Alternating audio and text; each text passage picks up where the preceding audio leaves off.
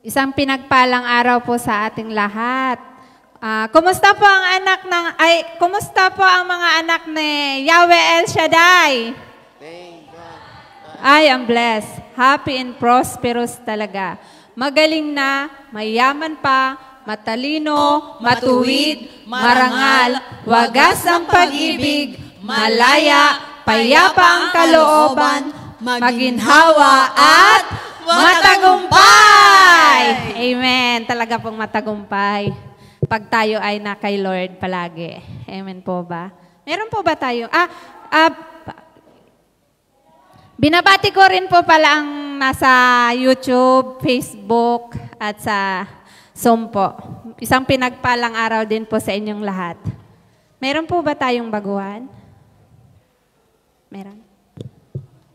Tinatawag ko po dito sa unahan ang ating mga baguhan po para po atin po kayong awitan at i-welcome. Praise the Lord! Meron po tayong dalawang baguhan. Amen. Choir, ready na ba? Meron. Okay. Wait long.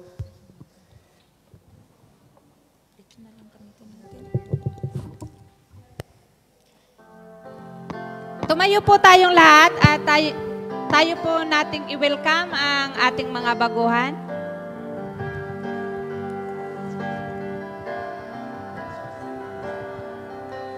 Halina sa pamilya, kami nagagalak na makasama ka sa pananalig, pag-ibig at pagkakaisa ng isang matatag na pamilya. Ang pamilya ni El Shaddai. Tayong mga anak ng Diyos, tayo'y magmahalan sa bawat sasabihin ng pag-ibig siyang laman. Sa puso ng bawat isa, siya ang manahan. Bawat pamilya, maging tahanan niya. Halina sa pamilya, kami alak na makasama ka sa pananalig, pag-ibig at pagkakaisa ng isang matatag na pamilya. Ang pamilya ni El Shaddai. Ang pamilya ni El Shaddai. Ang pamilya ni El Shaddai. Amen. Praise the Lord. Welcome po sa Friday group. Nais ko lang po i-explain sa inyo kung ano pong ibig sabihin ng El Shaddai. Ang El Shaddai po, DWXI ay Prayer Partner Fellowship International, ay isang Catholic Charismatic Renewal Movement. Ang El Shaddai ay salitang Hebreo. El Shaddai is one of the covenant names of God in the Bible. Ang ibig sabihin ng El Shaddai, ang El ay God at ang Shaddai ay Almighty. God Almighty or El Shaddai is the God who is more than enough or the all-sufficient one. Ito po yung panyo po. Dito po nakasulat ang prayer na dinadasal po tuwing alas 6 ng umaga at 12 noon po at 6 p.m. Nice lang po namin malaman yung name nyo at taga saan po kayo sa atin.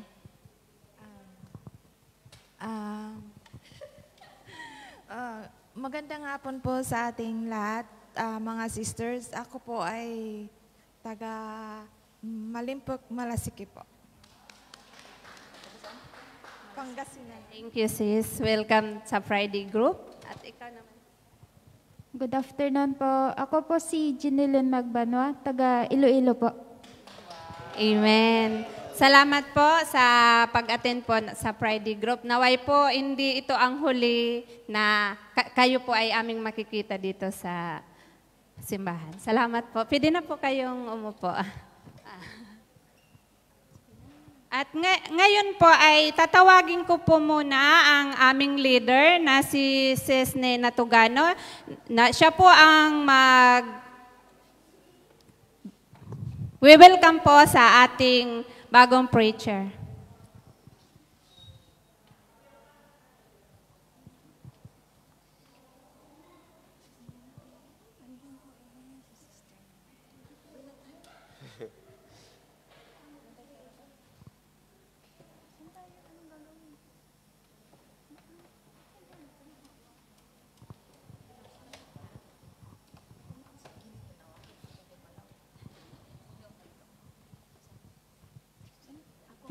Mga kapatid, ang ating pong bagong preacher na si Brother Rod Banyares, dumating na po dito sa atin sa Friday Group.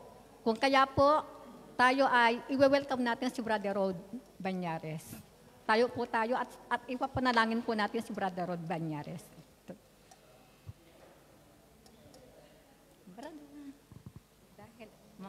Dahil po ay late naman kayo, pero meron pa rin tayo para sa Sa ano sa anniversary ng Friday. Welcome po sa Friday Group.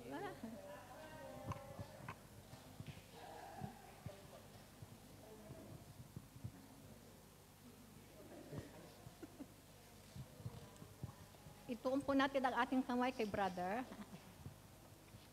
Dakilang Diyos, amang makapangyarihan sa lahat, kami po ay nagpapasalamat sa oras na ito, sapagkat po, ang amin pong bagong preacher na si Brother Rod Banyares ay nakarating na po dito sa bansang Hong Kong at lalong-lalo na po dito sa aming gawain, dito po sa araw ng Friday Group.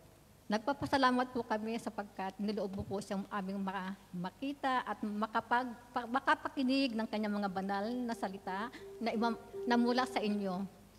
Siya po ay inyong gabayan at bigyan ng inyong divine wisdom and knowledge. At ang lahat po ng kanyang sasabihin, sasambitin, ito po ay inyong bigyan ng, siya ay iyo po siyang bigyan ng gabay, langisan ang kanyang mga labi ng inyong banal na langis, upang ang lahat ng mamumutawi sa kanyang mga labi ay pawang katotohanan lamang at ayon sa inyong kalooban. At ang lahat pong nakikinig ng mga attenders, workers, na kami naman po ay pagpapalain ninyo sa pamamagitan ng mensahe ninyong nanggagaling kay Brother Rod. Siya po lagi mong iingatan sa lahat ng oras, sa kanyang paglilingkod dito sa bansang Hong Kong, sa lahat ng gawain mo, from Monday to Friday, Saturday, and Sunday. Sa inyo po ang lahat ng papuri. To God be the glory. In Jesus' mighty name we pray. Amen and amen. Sa ngalan ng Ama, ng Anak, at Diyos Espiritu Santo. Amen. Welcome, brother. Palakpakan po natin si brother.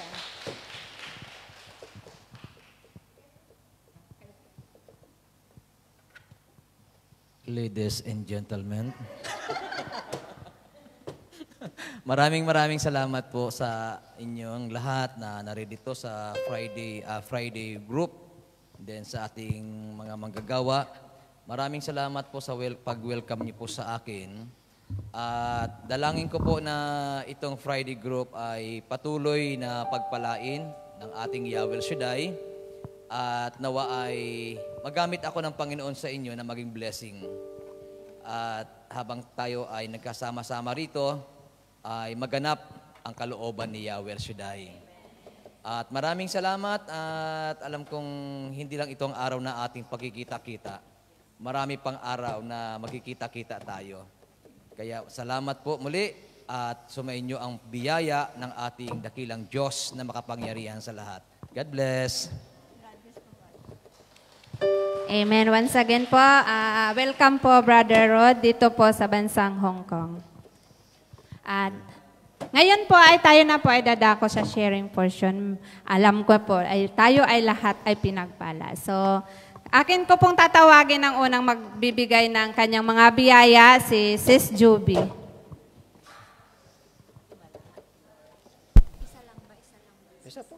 Happy birthday. Yahweh Shaddai, maraming salamat, Lord. Gusto ko lang magpasalamat sa araw na ito dahil today is my 51st birthday. Maraming salamat at saka napakaganda ang blessing at regalo ni Lord sa akin kasi kagabi, bago mag alas 12, ang dami kong messages galing sa pamilya ko. Yun nga pala, yung anak ko at saka yung manugang ko ay pasado sila sa NAPOLCOM examination. Ganon din yung manugang ko, pasado din siya sa Teachers Board Exam. So, inaangkin ko rin itong March 6 na yung resulta ng board exam ng anak ko na sa criminology is inangkin ko na napasado na siya sa pangalan ni Jesus. Kaya Lord, binabalik ko lahat sa iyo ang maraming papurit pasasalamat. To God be the highest glory, in Jesus' almighty name we pray. Amen. Thank you, Lord. Amen. Meron pa po ba? Ayan si sister.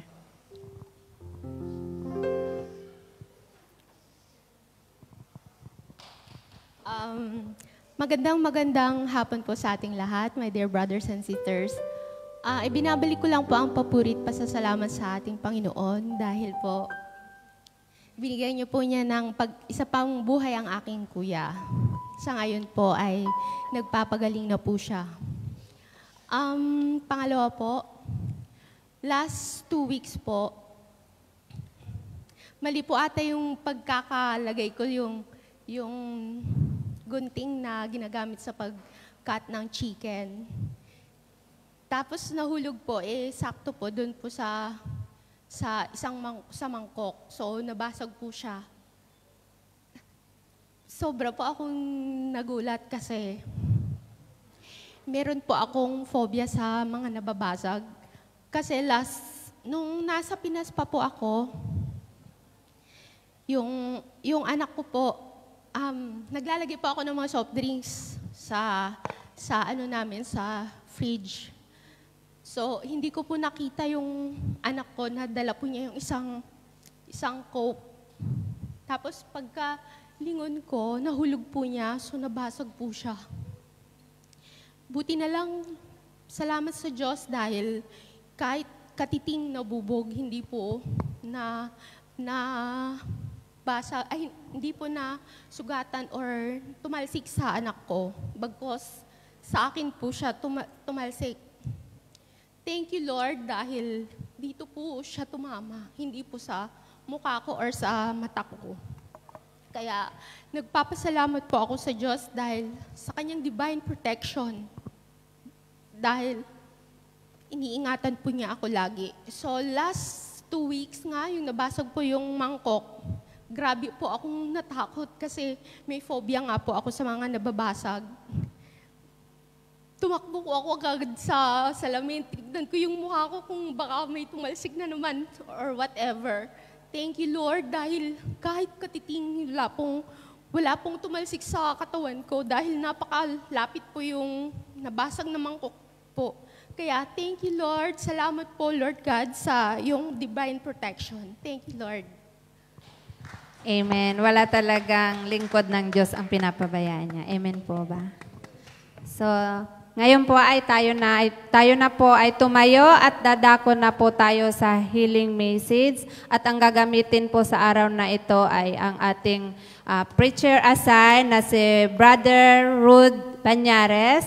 At sa pangunguna po ng ating opening prayer na si Sis Joby Benito. At sa pangunguna rin po ng El Shaddai Gospel Music Ministry, Hong Kong. Yes, Lord, thank you, Yahweh El Shaddai. Sa ngalan ng Ama, ng Anak, at Diyos Espiritu Santo. Amen. O Amang Banal, Yahweh El Shaddai, maraming salamat, Lord, sa araw at oras na ito. Lord, i-bless mo ang bawat isa sa amin. Yahweh El Shaddai, manguna ka lagi sa aming gagawin sa oras na ito. I-bless at pagpalain mo, Lord God, ang bawat isa sa amin.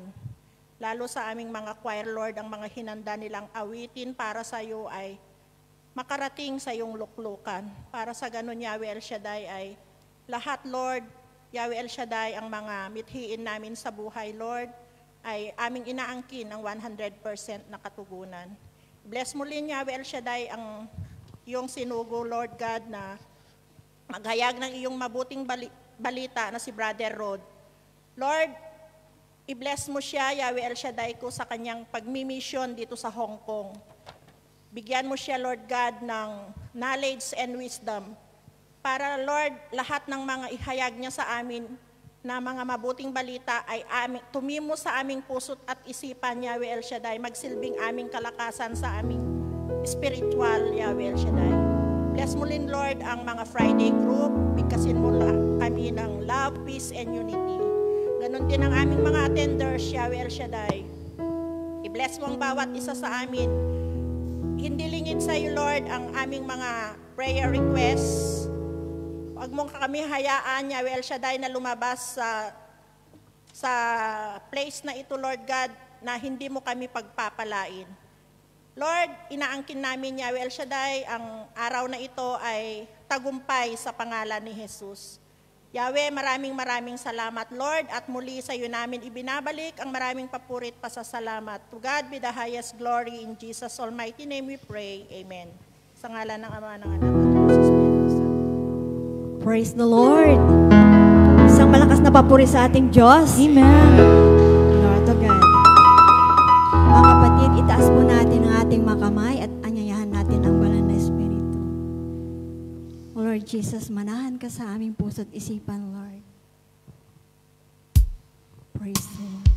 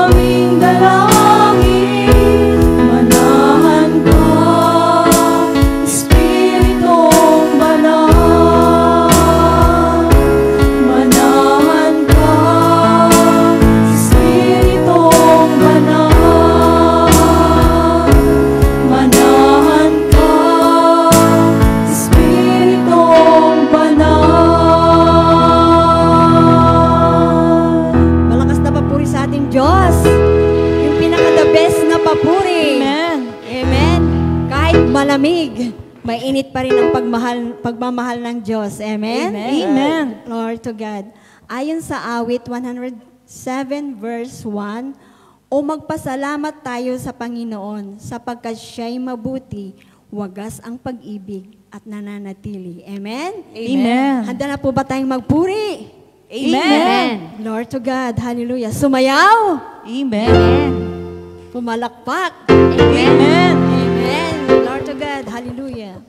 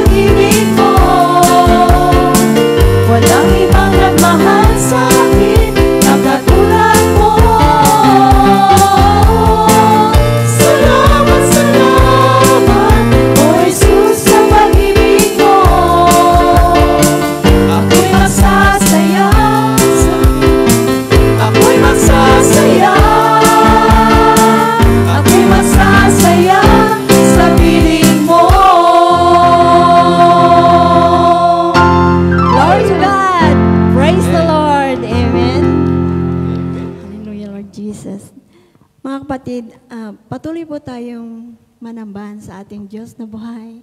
Taas po natin muli ang ating mga kamay. Oh, hallelujah, Lord Jesus. Tunay o Diyos, na lagi ka namin kinauuhawan, O Lord God. Narito kami, Panginoon, na tunay na wala kami magagawa kung kami hiwalay sa iyo. Taos-puso kami nagpapakumbaba. Sa araw-araw naming buhay, O Lord God, araw-araw ka namin kinauuhawan. We praise you, Lord. We glorify your holy name.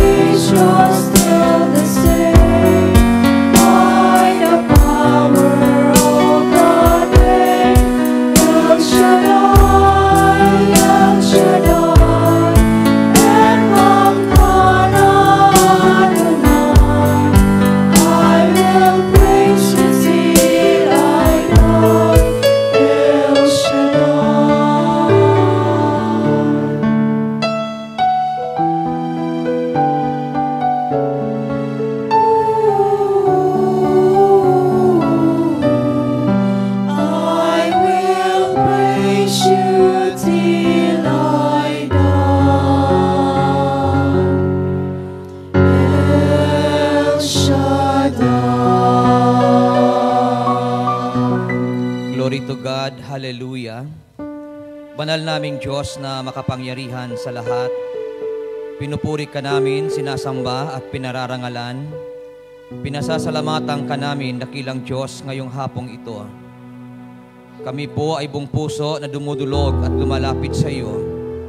At hinihiling namin, dakilang Ama, na sa lugar na ito, kami pong lahat ay muli mong samahan at pagpalain. Ilokob mo po, dakilang Diyos, ang iyong kapangyarihan sa bawat isa. Dalangin ko, Ama, na ang lahat ng naririto ngayon ay bigyan ng kalakasan at katatagan. Tulungan sila, dakilang Ama, na patuloy na mapagtagumpayan ang mga pagsubok at problemang nararanasan. At samahan sila, dakilang Diyos, sa bansang ito ng Hong Kong, sa kanilang mga pagkatrabaho. Hayaan mo, Ama, na ikaw po ang laging gumabay at sumama sa aking makapatid na ito. At dalangin ko, dakilang Diyos, ang tagumpay ay patuloy nilang maranasan sa buhay. Amang banal, salamat po sa araw na ito at aangkinin po namin na ngayong araw na ito ay muli kang gagawa ng himala sa buhay ng mga naririto ngayon. Banal na Diyos, pagpalain mo po ang mabuting balita. Samahan niyo ito ng himala upang ito ay patuloy na magbigay sa amin ng kalakasan at katatagan. At inaangkin na po namin, dakilang Ama, na ang gawain na ito kanina pa ay pinagpala mo na. Salamat po, dakilang Diyos, at sa iyo namin ibinibigay ang lahat ng kapurihan at kaluwalhatian at ang lahat ng pasasalamat sa pangalan ni Kristo Jesus. Sa ngalan ng Ama, ng Anak at ng Espiritu Santo. Amen and Amen. Diyos na Diyos ng pag-ibig.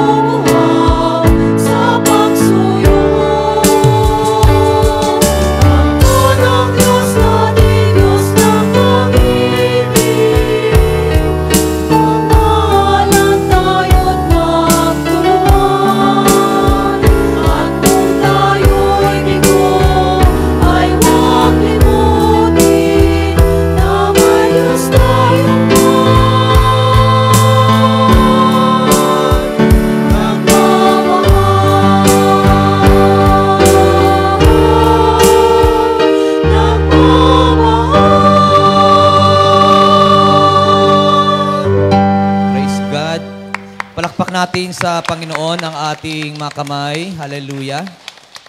At manatili tayo nakatayo, pakinggan natin ang ating gospel sa araw na ito. So, Ang ating pong babasahin ay mula pa rin po sa Ebanghelyo ayon kay San Mateo, Kabanatang 21, talatang 33 hanggang sa mga sumusunod na talata. Pakinggan niyo sa pangtalinghaga. May isang taong nagtanim ng niyang bukid at ito'y binakuran niya. Gumawa siya roon ng isang pisaan ng ubas at nagtayo ng isang mataas na bantayan. Pagkatapos kanyang iniwan sa mga kasama ang ubasan at siya'y nagtungo sa ibang lupain. Nang dumating ang panahon ng pisaan, pinapunta ng may-ari ubasan ang kanyang mga ipin upang kunin mga kasama ang kanyang. Ngunit sinunggaban, pinatay at binato naman ang ikatlo. Pinapunta uli ng may-ari ang mas maraming alipin. Ngunit gayon din ang ginawa ng mga kasama sa mga ito. Iuli ay pinapunta niya ang kanyang anak na lalaki. Ikagalang niya sa sarili. Ngunit nang makita ng mga kasama ang anak, usap, ito ang tagapagmana kayo.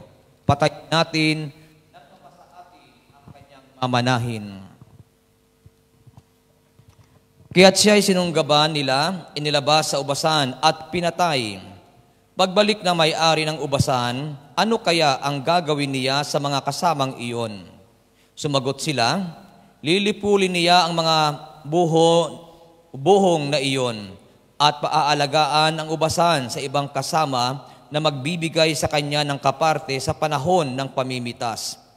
Tinanong sila ni Jesus, hindi pa ba ninyo nababasa ang talatang ito sa kasulatan? Ang batong itinakwil ng mga tagapagtayo ng bahay ay siyang naging batong panulukan. Ginawa ito ng Panginoon at ito'y kahanga-hanga. Kaya nga sinasabi ko sa inyo, hindi na kayo ang paghaharian ng Diyos, kundi ang bansang maglilingkod sa Kanya ng tapat. Ang bumagsak sa batong ito ay magkakadurog-durog at magkakaluray-luray ang mabagsakan nito. Narinig ng mga punong saserdote at ng mga Pariseo ang talinghaga ni Jesus at naunawaan nilang sila ang pinatatamaan niya. Dadakpin sana nila siya, ngunit natakot sila sa mga tao sapagkat kinikilala ng mga ito na propeta si Jesus. Pagpalain po ng ating buhay na Diyos ang pagkakabasa sa kanyang mabuting balita. Mga kapatid, purihin po natin at palakpakan ang ating dakilang Yahweh El Shaddai. At maraming salamat po sa ating Panginoon dahil mayroon pong mga nagme-message po sa akin na Friday group. At ngayon, andito na tayo. Kita-kita na po tayo. Yan. So, ang dalangin ko lagi sa Panginoon na kayong lahat ay kanyang pagpalain lagi. Amen. At umasa kayo na aabutin kayo ng kamay ng ating Panginoon. So, makakapo tayo at tayo ay makinig ng mabuti. At dalangin din po natin sa Panginoon na yung mga nanonood po sa video dito po sa atin sa Hong Kong ay pagpalain po ng Diyos. Abutin din sila ng mapagpalang kamay ni Yahweh El Shaddai. Dahil ngayon ko lang po napag-alaman na yung nanonood pala dito ay hindi lang mga taga Hong Kong, kundi sa iba't ibang bansa sila po ay nanonood at sumusubaybay sa bawat gawain dito po sa Hong Kong. Kaya dalangin ko sa Lord na kayo, saan man kayo naroroon, pagpalain kayo ng Diyos at kayo ay tulungan at samahan ng ating dakilang Yahweh El Shaddai. So palakpakan natin ang ating Panginoong Diyos. Hallelujah. So balikan lang po natin ang ating pagbasa para makuha natin ang ating tatalakayin. So sabi po ng talatang 33 sa kabanatang 21 ng Aklat ng Mateo ay ito po ang ating binasa kanina. Pakinggan ninyo ang isa pang talinghaga. May isang taong nagtanim ng ubas sa kanyang bukid at ito'y binakuran niya. Gumawa siya roon ng pisaan ng ubas at nagtayo ng isang mataas na bantayan. Pagkatapos kanyang iniwan sa mga kasama ang ubasan at siya ay nagtungo sa ibang lupain. So ngayon po ay pag-aaralan po natin mga kapatid kung ano po ang tinuturo ng talinghaga para sa atin. Kasi ito po ay napakaganda. Kahapon po talinghaga din tungkol sa mayaman at si Lazaro. At ngayon naman ay tungkol sa isang nagtanim ng ubas sa kanyang ubasan o nagtanim sa kanyang ubasan, sabi po dito. So, makikita po natin na ang bawat pagbasa ngayon ay talagang patungkol sa ating sineselebrate yung Kwaresma kung ating tawagin. Kaya ito po ay ating bibigyan ng diin o bibigyan ng pansin. Ano ba ang itinuturo ng talinghaga para sa atin? So kanina, napakinggan po natin ang homilya po ni Father J. Father J. Bob J, ang ating spiritual director. Yan, sorry po Father. Si Father, inalam kayo ng pangalan ko at sabi niya, madaling tandaan ang pangalan mo kasi Brother Rod. Yan. So si Father J, kanina sabi ko sa ating mga kasama, talagang inalam ko din ang pangalan ni Father kasi nga siyempre first time ko rin dito, so medyo hindi pa kabisado. Kaya kung kayo man ay nagmi-message po sa akin, medyo pagpaumanhin po ninyo ha, kasi minsan lang tayo nagkikita-kita. Yan. So ngayon, ano ba ang itinuturo ng talinghaga sa atin? Kanina, sabi po ni Father kanina na talagang ang lahat ng bagay ay galing sa Diyos. Yun, sabi nga, everything is belong to God, sabi ni Father kanina. So dito po ay, ang talinghaga po natin ay nagtuturo ito tungkol sa Diyos. The parable teaches about God. Ano ba yung tinuturo ng parable tungkol kay God? Sabi ni Father kanina, everything is belong to God. So yan po ang gusto kong bigyan din ng diin ngayong araw na ito para sa inyo. Itinuturo ng talinghaga ang tungkol sa Diyos na ibig sabihin, gustong ipakita sa atin ng Bible na ang lahat ng bagay ay pag-aari ni Yahweh El Shaddai. Amen ba? Sabihin mo sa iyong katabi, lahat ng bagay, ang Diyos ang nagmamay-ari. So kanina, binigyan po ni Father ng diin yung buhay natin. Ang buhay natin ay pag-aari ito ng Panginoon, hindi natin pag-aari ito. Kaya nga walang pwedeng makapagpigil sa buhay ng tao. Kung gustuhin ng Panginoon pagpalain ka, wala kang magagawa. Pagpapalain ka talaga. Amen ba? Sinong gustong pagpalain ng Panginoon? Siyempre, yun ang gusto natin, di ba? Ayaw naman natin na tayo ay hindi pagpapalain. Kaya nga tayo nasa prayer meeting para makatagpo ng Diyos ang lahat ng ating pangailangan. So ang lahat ng biyaya ay pag-aari ni Yahweh El Shaddai. Kaya sa ayot sa gusto mo, pag ginusto ng Panginoon, na pagpalain ka, pagpapalain ka. Amen ba? Sino ang naniniwala na yung biyaya na para sa iyo ay para sa iyo? Naniniwala kayo doon? Amen. Ito, makinig kayo na mabuti ha. Sabihin niyo muna sa katabi niyo, ang biyaya na para sa iyo ay para sa iyo. Walang pwedeng umagaw niyan. O, naniniwala kayo doon na walang pwedeng umagaw sa biyayang para sa iyo? Kung ang boyfriend nyo naaagaw ng iba, pero ang biyaya ng Diyos hindi pwedeng agawin sa iyo. Bakit? Kung yan ay talagang ibibigay ng Diyos sa iyo, darating at darating yan sa iyo. Ano bang isang halimbawa noon? Alam niyo po sa Pilipinas, nagamit ko na pong halimbawa ito sa pagbibigay ko rin po ng talk sa mga workers na ang isang halimbawa ng blessing ni Lord na para sa atin, na kung yan ay para sa iyo yan. Kahit hadlangan mo yan, lulusot at lulusot yan para yan ay makarating sa iyo. Yun ang blessing ni Lord. Ang isang halimbawa niyan ay parang ilog. Yung ilog na buhay ha, hindi yung patay na ilog. Yung talagang buhay na ilog, yung bukal yan. Ang ilog, kahit harangan mo yan, ang tubig, maghahanap at maghahanap ng malulusutan. Tama po? Amen. Kahit maglagay ka ng pader, kahit mataas sa pader, ang ilog tataas yan at tataas yan. Hanggang umabot yan doon sa taas at makahanap siya ng malulusutan para makalusot yan. Ang blessing ni Lord, ganun din. Kahit maraming umahadlang at umaharang dyan, hahanap at hahanap yan ng malulusutan para makarating sa iyo ang blessing ni Lord. Amen. Kaya sabi mo sa katabi mo, huwag kang mag-alala.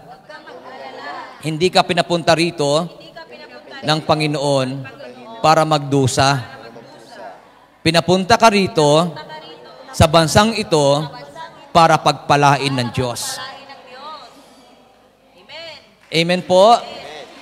O, kaya sabi natin kanina, ang itinuturo ng talinghaga sa araw na ito ay tungkol sa Diyos na gustong ipakita sa atin ng talinghaga na lahat ng bagay sa mundo ay pag-aari ni Yahweh El Shaddai. Walang ibang pwedeng magmay-ari ng mga bagay sa mundo kundi ang Diyos lang. Bakit nung likhain ang daigdig, Diyos lang ang naglikha, wala ng iba. Kaya lahat ng bagay ay pag-aari ni Yahweh El Shaddai. Kaya nga kung gusto mo ng kayamanan, humingi ka sa Panginoon. Bakit? Ang Diyos ang may-ari ng kayamanan. At kung gusto nyo talaga na magkaroon ng kasama sa buhay, sa Diyos ka humingi. Hindi kung saan-saan. Bakit kapag ang Diyos ang nagbigay, tiyak hindi yan mawawala sa iyo. Amen ba? Naniniwala ba kayo na kapag ang Diyos ang nagbigay ay hindi mawawala? Bakit nawawala? Pag tayo humihingi, kasi nagmamadali. Hindi pa yung si right person, gusto mo nakaagad yung nakaagad. Wag. Kapag ang Diyos, sa Kanya ka lumapit, kasi tayo, minsan, matinitingnan natin yung outer appearance, ay hindi ata itong bigay ng Panginoon sa akin kasi hindi ko gusto mukha eh. Yun ang tao, di ba? Nakatingin ka sa panlabas na anyo. Naniniwala ba kayo na ang boyfriend mo, ang may-ari ay si Yahweh El Shaddai? Kung wala pa sa sayo, ang kinin mo na darating sayo yun. Amen ba? Kasi dito sa bansang Hong Kong, marami raw dito.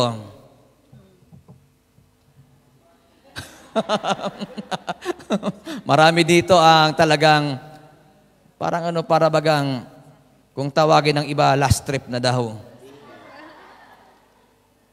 Huwag kayong maniwala doon sa last trip na yon. Sa mundo lang yon. Kay Lord, walang last trip, ano? Hanggat humihinga, hanggat may buhay, may pag-asa. Ang kininyo na ang kamay ng Diyos ay makapangyarihan sa lahat at siya ang may control at may hawak ng lahat ng bagay. So sabi nga dito, everything is belong to God. Ang lahat ay pag-aari ng Diyos. So, pinapakita sa atin ng Ebanghelyo ngayon ang katotohanan na sabi nga natin kanina, na ang lahat ng bagay, ang Diyos lang ang nagmamay-ari. Sabi nga ng aklat ng Hagay, chapter 2, verse 8, pagkat ang ginto at pilak ay akin. Yan. Sinasabi ng aklat ng Hagay, chapter 2, verse 8, maging ang pilak at ginto ay pag-aari ng Diyos. Amen ba? Ang mga naririto ngayon, kaya nag-a-abroad kasi naghahanap ng pangailangan niya sa buhay. Kapunuan sa buhay. Kaya kayo naririto, yung iba sa inyo, mayroong pamilyang iniwan sa Pilipinas para sila po ay bigyan ng magandang buhay. May mga anak na iniwan para ang mga anak na ito ay makapag-aral. Kaya naririto kayo para maghanap ng pilak. Anong ibig sabihin maghanap ng salapi? Para mayroon kayong ipapadala sa pamilya. Wala naman siguro pumunta ng Hong Kong para magliwaliw. Tama ba? Para sabihin, mag-Hong Kong tayo, magliwaliw tayo sa Hong Kong. Wala naman siguro. Eh halos nga, wala na kayong panahon lumabas kasi gusto nyo magtrabaho na magtrabaho. Kasi gusto nyo pagdating ng araw, yung family nyo, makita nyo na sa magandang kalagayan. Amen ba? Kaya ang hinahanap nyo dito ay talagang magkaroon ng itutustos sa pamilya na naiwan sa ating bansa. Pero wag nating kalilimutan, yung target nyo dito na magkaroon ng salapi, ang may-ari niyan ay walang iba kundi si Yahweh El Shaddai. Amen po? Ang lahat ay hawak ng Diyos.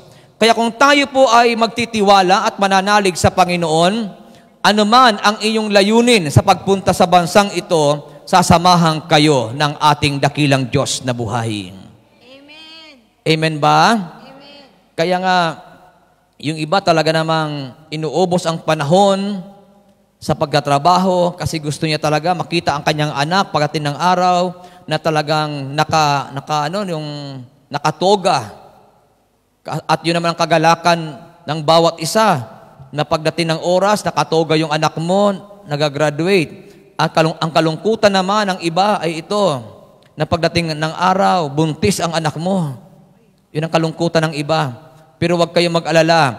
ang Diyos ang nagmamay-ari ng lahat ng bagay. Kahit ang iyong mga anak, ang pamilya natin sa Pilipinas, ang Diyos ang nagmamay-ari niyan. Ilagay natin sila sa kamay ni Yahweh El Shaddai at magtiwala tayo, iingatan sila ng ating dakilang Diyos na buhay. Purihin ang ating Panginoon. Sabi po ng aklat ng Exodo chapter 19 verse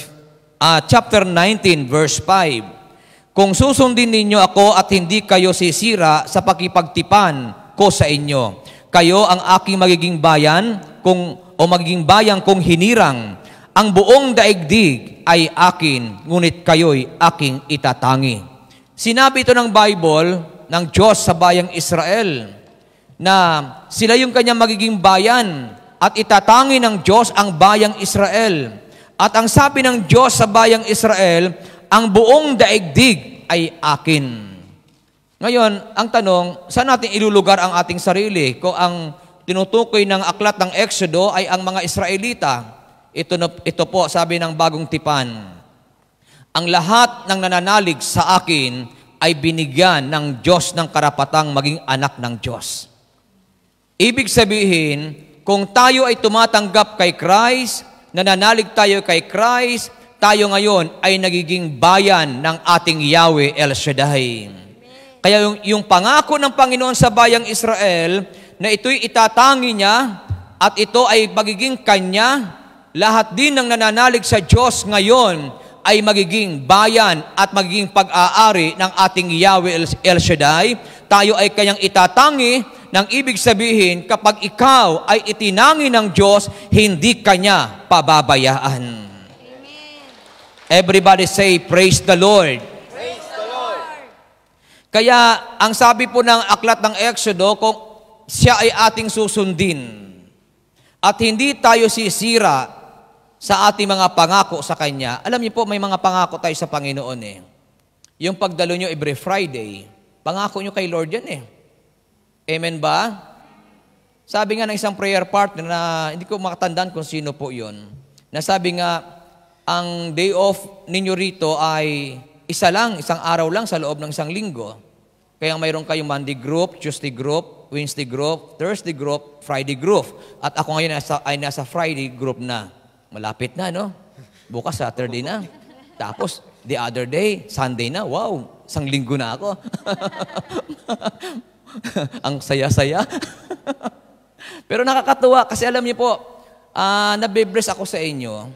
Natutuwa ako sa inyo. Kasi everyday, iba't ibang mukha ang nakikita ko. Oo. Lalo itong Friday group.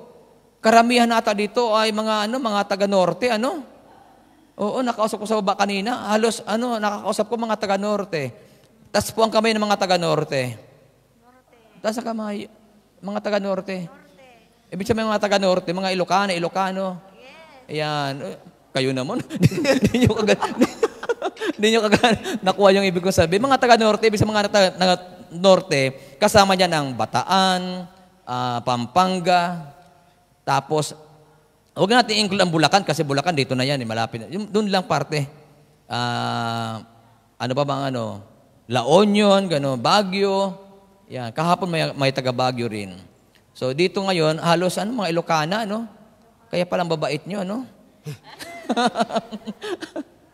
Iba't iba. Pero halos lahat kayo ay talagang mababait. Talagang pinagpapala ng Panginoon.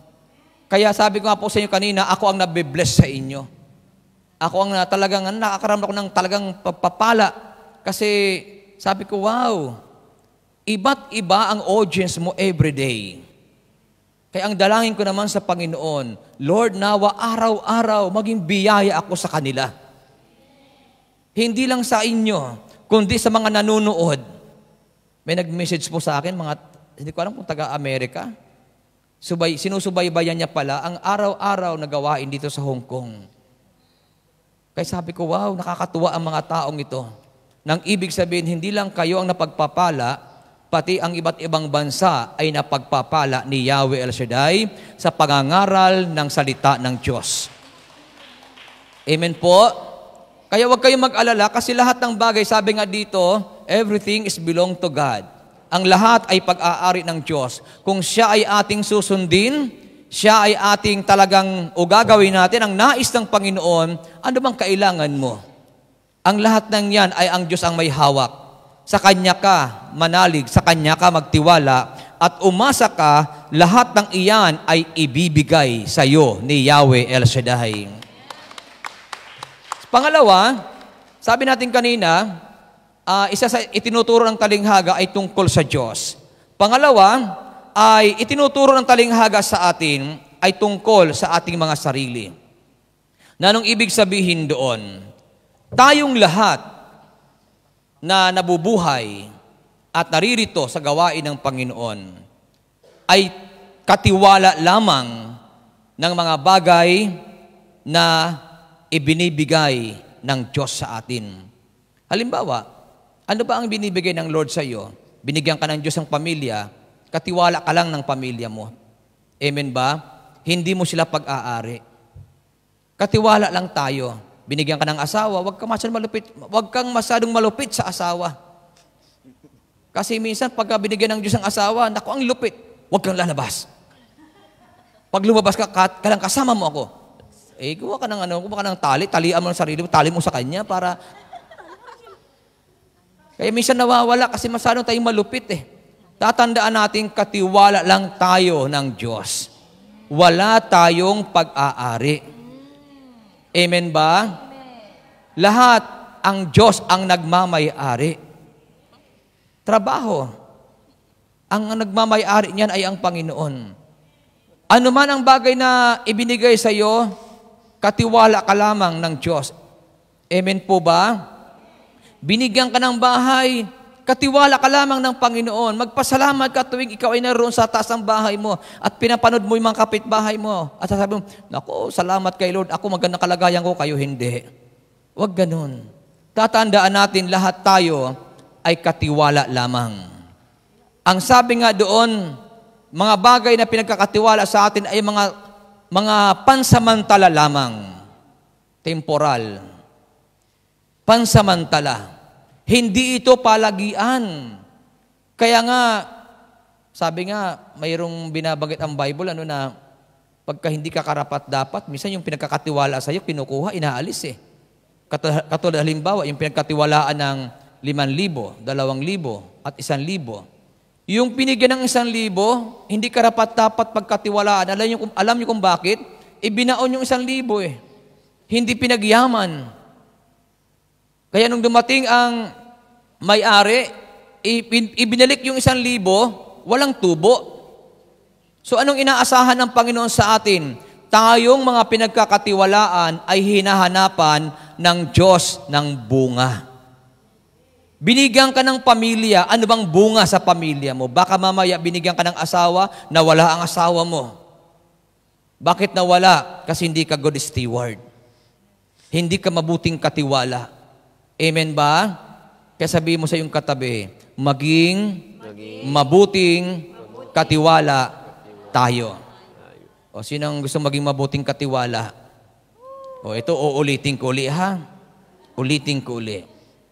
Yung mga mabubuting katiwala, hindi lang yung gumagawa pag nandyan ang amo niya. Yes. Amen. Amen. Amen. Amen. Amen po ba? Ang mga mabubuting katiwala, kasi binigyan ka ng Diyos ng trabaho. Yan naman talaga ang purpose natin, kaya kayo naririto. Ngayon, kung binigyan ka ng Diyos ng trabaho dito sa bansang ito, may amo sa wala, gumawa ka. Amen. Amen. Amen po? Hindi ka kakapakaba. Bakit? Ang sabi ng Bible, ang taong masisipag, hindi siya yung iba na iharap sa hari kapag ikaw ay masipag. Kasi masipag ka Tama po? Dito naman sa bansang ito, wala ka namang lilinisin kasi paglabas mo, pagpasok mo ng bahay, wala rin alikabok Kaya minsan ang Pilipino, pag walang alikabok, okay lang yan. Huwag naman ganon. May alikabok sa wala, linisin mo pa rin. Kasi bayad yun Alam niyo po, doon ako nahihiya sa Panginoon Yung bang, Bayad ka sa buong maghapon, tapos hindi mo naman gagawin. Para nakakaya kay Lord, ano? Pero pag nakita ng Lord na ikaw ay mabuting katiwala, maniwala ka, ang napagkakatiwalaan sa maliit na bagay ay pagkakatiwalaan sa malaking bagay. Kaya wag nating kalilimutan na tayong lahat ay katiwala lamang ng Panginoon. Nang ibig sabihin, lahat ng mayroon tayo sa kasalukuyang buhay na ito ay pahiram lamang ng Diyos sa atin. Amen po ba? Amen. Lahat ng bagay na mayroon tayo, pahiram lamang ng Diyos. Trabaho, pahiram lamang yan. Pero pagka yan ay minahal mo at talagang pinag-ingatan mo at talagang pinagmalasakitan natin ang mga bagay na pahiram sa atin, hindi yan babawiin sa iyo. Hindi yan mawawala sa iyo. Amen ba? Amen. Ito may kwento ako kasi malapit na naman ang 2:15. Ito, okay lang ito, marinig ito ng aking kapatid kasi totoo naman talaga itong kwento ko. So, nagkaroon ng dumating yung time nagkahiwalay yung aking kapatid, sila mag-asawa. Na-assign ako sa lugar nila, hindi ko babanggitin kung saan. At least hindi naman alam ng kapatid ko sino kinikwento ko. Ngayon, magkahiwalay sila, lumapit sa akin yung hipag ko, umiiyak. Sabi sa akin, Rod, kasi panganay namin yung nabanggit ko na, alam na. Rod, iniwan ako ng kapatid mo. Ganun ba? Ganun. Sabi ko, bakit ka iniwan? Ay, hindi ko alam. Sabi ko, baka naman hindi mo pinagtitimpla ng kape. Alam mo naman kapatid ko, pag ipagtimpla mo lang ng kape yan, masaya na yon. Baka naman hindi mo ginagawa yon. Sabi sa akin, hindi nga. Sabi ko, kaya pala naghanap ng taga-timpla ng kape. O ito ngayon, sabi ko sa kanya, naniniwala ka ba na babalik sa iyo ang kapatid ko? Sabi niya, hindi ko alam eh. Sabi ko, mas kilala ko yung kapatid ko. Babalik sa iyo yun. Maniwala ka. So, sabi ko sa kanya, kung babalik sa iyo ang kapatid ko, nakahanda ka ba na gawin sa kanya ang obligasyon mo? Sabi niya, oo, bumalik lang talaga sa akin. Sabi ko, paano kung mayroon siyang ibang anak sa iba? Tatanggapin mo pa rin ba? Tatanggapin ko, at ang anak niya tatanggapin ko. Sabi ko, salamat naman. Pero hindi ko alam kung anong kalagayan ng kapatid ko. Ginamit ko lang yun just in case na may anak nga sa iba. Ito na, sabi niya, bumalik lang siya sa akin, tatanggapin ko siya. Sabi ko, mabait naman pala itong hipag ko sa isip-isip ko lang. Sabi ko, pagbalik ng aking kapatid, kung bumalik siya sa iyo, gawin mo yung obligasyon mo. Punasan mo likod niya, timpla mo siya ng kape. Kasi may mga babae na bahala ka sa buhay mo. parang ganun eh.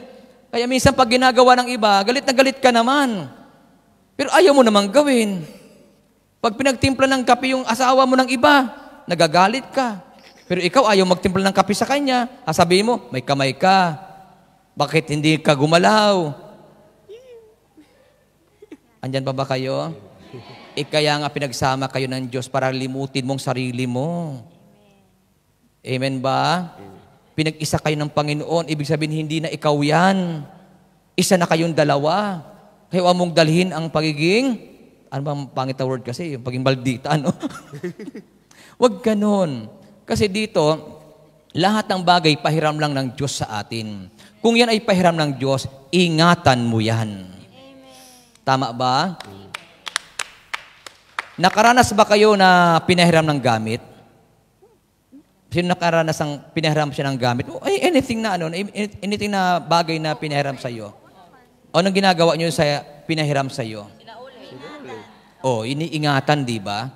Kaya lahat ng mayroon tayo, pahiram ng Diyos sa atin. Amen ba? Halimbawa, pinagpala kayo financially sa bansang ito ng Hong Kong. Lahat ng iyan ay pahiram lang ng Diyos sa inyo. Ingatan nyo yan, pagmalasakitan nyo yan, para lalo kang pahiramin ng ating Yahweh El Shaddai. Amen. Tama po? Kaya yun ang tinuturo ng talinghaga ngayon. Para sa atin, una, para sa Diyos, na pinapakita ng talinghaga, ang Diyos ang nagmamayari ng lahat ng bagay, na hindi ka dapat kakaba-kaba at matatakot kasi lahat ng bagay, ang Diyos ang nagmamayari. Kung anong kailangan mo, nasa kamay ng Diyos yan. Pangalawa, tinuturo ng talinghaga ay para sa atin, na gustong ipakita sa atin ng Bible, na lahat ng bagay tayo ay katiwala lamang ni Yahweh El Shaddai. Kaya kung tayo katiwala lamang ng Panginoon, ingatan natin, mahalin natin, pagmalasakitan natin ang mga bagay na pinapahiram sa atin ni Yahweh El Shaddai. Purihin at palakpakan ang ating Panginoon at tayo ay tumayo na. At sa pagtayo natin, lahat ng pinahiram ng Diyos sa inyo, yakapin nyo. Yan. Kung wala man itong asawa nyo, may picture siya sa iyo, yun ang yakapin nyo. Huwag yung kasama nyo dito. At lahat ng iyan, idulog nyo sa Panginoon. Tatandaan po natin ito. Kung anong mang mayroon tayo ngayon sa buhay, lahat ng iyan ay pahiram ng Diyos sa atin. Kaya ipikit natin ang ating mga mata at tayo po'y dumulog sa ating Panginoon.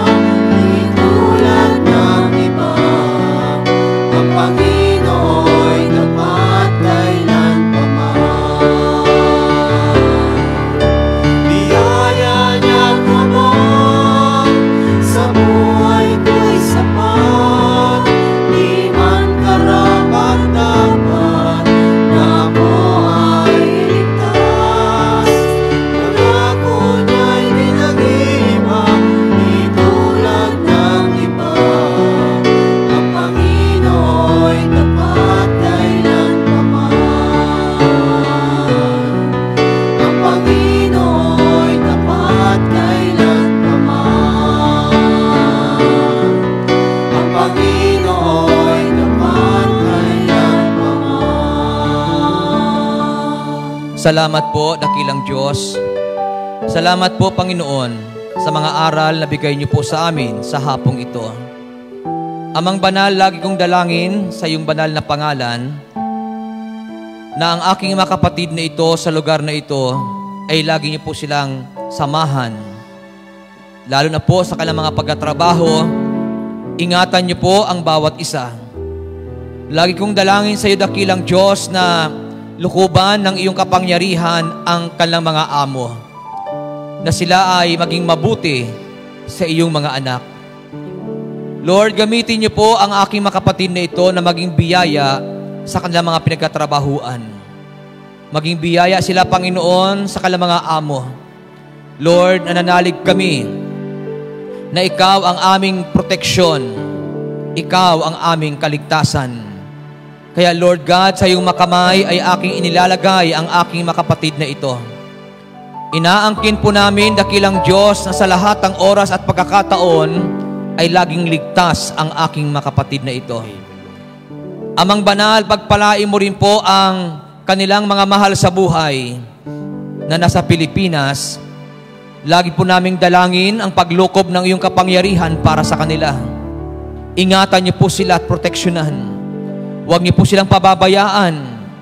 Lord, wala kaming magawa para sa kanila dahil sa layo ng distansya, Panginoon. Subalit ang iyong kamay ay mahaba upang sila ay ingatan at proteksyonan. At dalangin ko, Lord God, na nawa ang kanilang mga pangarap sa buhay para sa kanilang pamilya, ito po ay matupad. Kaya, O Diyos, inaangkin po namin na sa oras na ito ay kumikilos ka sa buhay ng bawat isa. Pagpalain mo lagi, dakilang Ama, ang gawain na ito, ang Friday group, Lord. I-bless mo lagi ito, Yahweh. At nananalig kami na sa lugar na ito tuwing araw ng Biyernes ay lagi mong katatagpuin ang iyong mga anak. Salamat, dakilang Ama, sa iyong katapatan at pagpalain mo rin po, dakilang Ama, ang lahat ng hawak ng aming kamay. Basbasan ito upang ito'y maging biyaya at maging kaluwalhatian ng iyong pangalan. At kami po'y nananalig na kaming lahat, O Diyos, ay answered prayer na.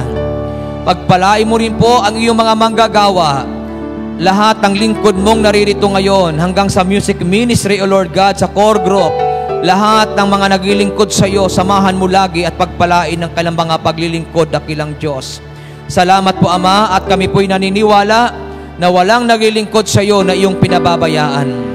Salamat at aming panghahawakan na ngayong araw na ito, kaming lahat ay tagumpay na at pinagpala mo ang buhay. Sa iyo, dakilang Diyos, ay binibigay namin ang lahat ng kapurihan at kaluwalhatian sa pangalan ni Kristo Jesus. Everybody say, Amen. Sa ngalan ng Ama, ng Anak, at ng Espiritu Santo. Amen and Amen. Salamat po sa ating Panginoon at maraming salamat po sa inyong lahat, and God bless us all. Let us give thanks with a grateful heart.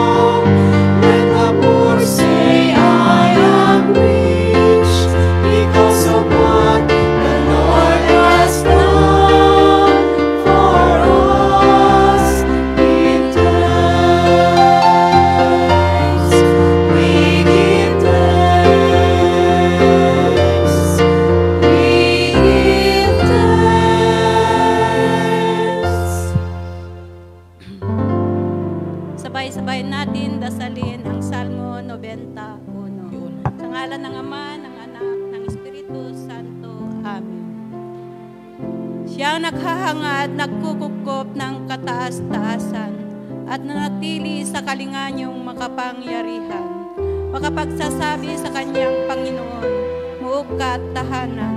Ikaw ang aking Diyos, ang Diyos na tangi kong pinagtiwalaan.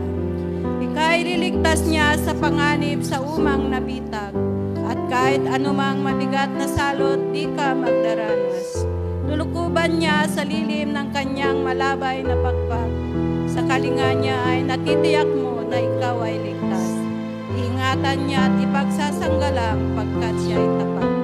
Pagsapit ng gabi, di ka matatakot sa anumang bagay. Maging sa gagawing biglang paglusob, pagsapit ng araw. Ni sa ano pa man darating na salot pagkagat ng dilim, di ka matatakot sa kasamang araw kung dumating. Kahit na mabuwal sa iyong harapan ng 1,000 tao, sa iyong paligid ang bilang ng patay maging 10,000. Di ka matatakot at natitiyak mo di ka maano. Kaya nagmamasid at sa panunod iyong mamamasdan, yung masasama ay nakikita mong pinaparusahan. Sapagkat si Yahweh ang iyong ginawang tagapagsanggalang at ang pinili mong mag-iingat sa iyo'y kataas-taasan. Di mo abuting ika'y mapahamak at walang daratal, kahit anong uring mga paghihirap sa iyong tahanan. Susuguin niya ang maraming anghel, silang susubaybay, kahit sa dako ikaw maparon, tiyak iingatan. Sa kanilang Lang magtataas. Hindi masaktan ang bapa mo sa batong matalas, kahit ang tapakan mo ay mga leon, ahas na mabagsik. Di ka maano sa mga serpiente at leong mababangis. Ang sabi ng Diyos, aking ililigtas ang tapat sa akin, at iingatan ko ang sino mang taong ako'y kikilanlin. Pag sila'y tumawag, laging handa ko na sila'y pakinggan. Aking sasamahan at kung may hilahil ay sasakluluhan. Aking ililigtas at ang bawat isa ay parangalan. Sila'y bibigyan ko at gagantimpalaan ng mahabang buhay at nakakatiyak na ang tatamunin nila ay kaligtasan. Maaring ipinit ko ang langit at di pumatak ang ulan. Maaring magpadala ko ng mga balang upang santayin ang lupain ito. Maaring palaganapin ko sa aking bayan ang salot, ngunit sa sandaling ang bayang ito na aking pinili ay magpakumbaba. Manalangin, hanapin ako at talikdan ang kanilang kasamahan. Hiringgin ko sila, patawarin ko sila, at ibabalik ko sa kanilang lupain ang katiwasayan at kasaganaan. Ito ang mga salita ng Diyos. Salamat sa Diyos. Sa ngalan ng Ama, ng Anak, ng Espiritu Santo. Amen. Amen. God bless us all, mga sisters. See you po next Friday and see you tomorrow sa Psycho Sacred Heart Church. God bless you.